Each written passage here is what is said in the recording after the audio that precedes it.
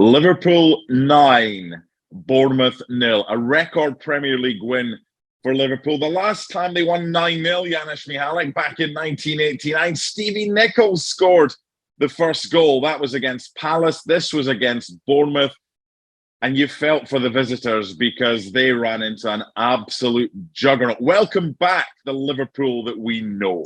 Yeah, I think Stephen Nicol would have scored in this game if he played today. To be fair, no, I don't mean to be disrespectful, but I'm certainly happy you brought that up because I didn't remember. Good for our colleague Stephen Nicol way back when. And look, the easy thing to say is, well, Liverpool's back. It's easy. It's Bournemouth. The Cherries have lost already to Manchester City and Arsenal pretty big.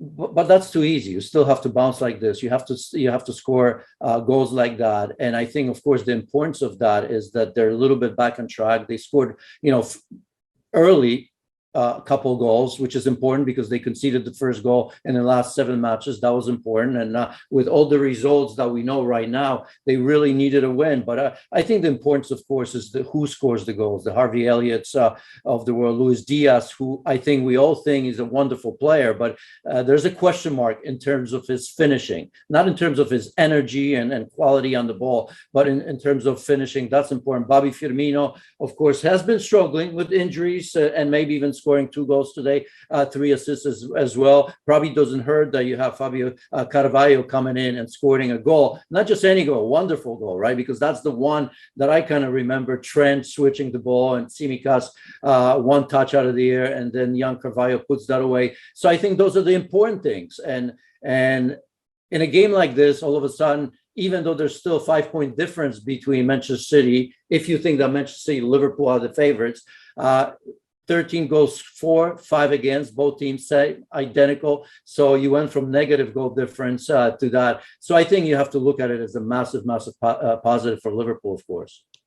Millions of us in the world play Fantasy Premier League. A substantial percentage of those millions, like me, captained Mohamed Salah.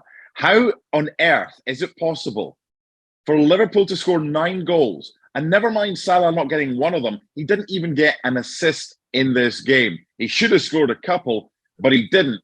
But when he doesn't, his teammates step up. And I was going to mention that, and good that you brought this up, because it is one of the negatives. Not just that, because he's been off pace, hasn't he?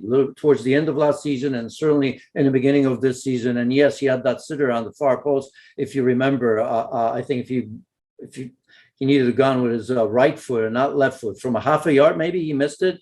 And usually he puts that away, of course, and he hasn't gotten going. And that's very important for that front three, for Mo Salah to lead that front three and not be behind. So silver lining, I suppose, is that, when I look at Mo Salah, if you look at him over the years, he hasn't disappointed. And I think the season is long and he's going to get himself going. But it is something that hasn't gone unnoticed by many, I think. Jurgen Klopp does know that.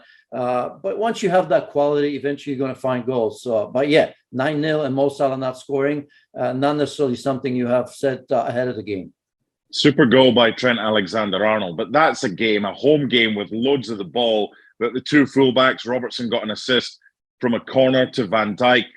They weren't put under any pressure. But you can only beat what's in front of you. There's no point in looking for negatives about whatever you've won 9-0 and you're still nitpicking. That isn't a day for that. And it should never have a day for trying to find negatives in a 9-0. It's about accentuating the positives, looking at your fullbacks, who certainly Trent didn't defend well at Old Trafford. That's a day where I don't think Jurgen Klopp can find too many things that he's frustrated about. 9 goals, loads of different scorers. Okay, Mo didn't score. However, it was probably the perfect day at the office for them. Yeah, it's one, with Trent, one of those things that I think we all struggle with, right? Because I almost made peace with the fact that defensively he has some issues. We saw that at Old Trafford in many games.